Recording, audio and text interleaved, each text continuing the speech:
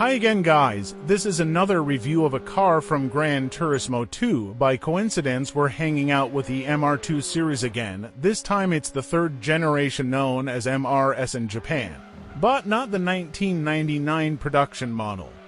Instead, we'll be focusing on the concept show version that made its first appearance in 1997.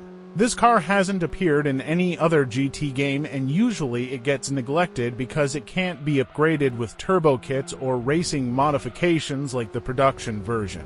The reason I think we got two models instead of only one is that nobody knew at the time that the production model would appear on the market before the game hits the stores. Since the reveal of a new MR2 model was in a way a big news, Polyphony probably didn't want to risk losing a chance to bring it to the game, so they brought in the concept just in case.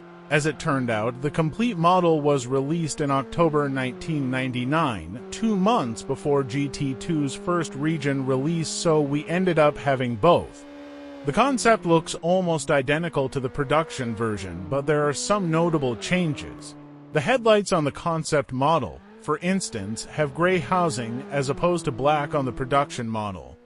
Taillight lenses contain circular shapes, and we can also see a black trim on the back end connecting two sides of the car. The third stoplight isn't as large. The front bumper doesn't have covers for the fog lights, and the side air intakes are smaller. Because the changes are unobtrusive, it is hard to detect how much the models differ until you compare them side by side. In any other aspect, we're talking about the same car in both power and weight figures. It's worth mentioning that the MRS wasn't particularly cherished by MR2 fans, despite being a better product than the last two generations. It was lighter than the SW20 and had a larger wheelbase, which improved stability. It could be that people didn't like significant reduction of power.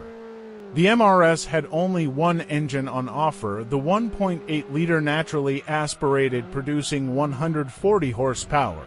In comparison, the SW20 had multiple power outputs, one of which was getting its strength from a turbocharger.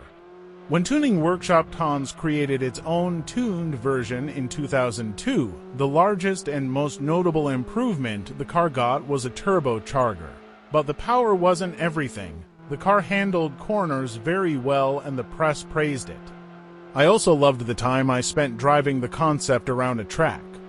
It was nimble, tight, and felt like a suitable car for beginners.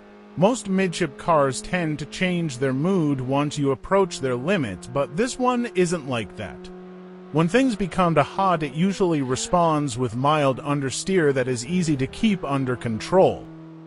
Going sideways is not impossible, but the car requires decisive input from your part before it takes you to a small drift. This is a big change from the previous models that used to be nervous on their own accord.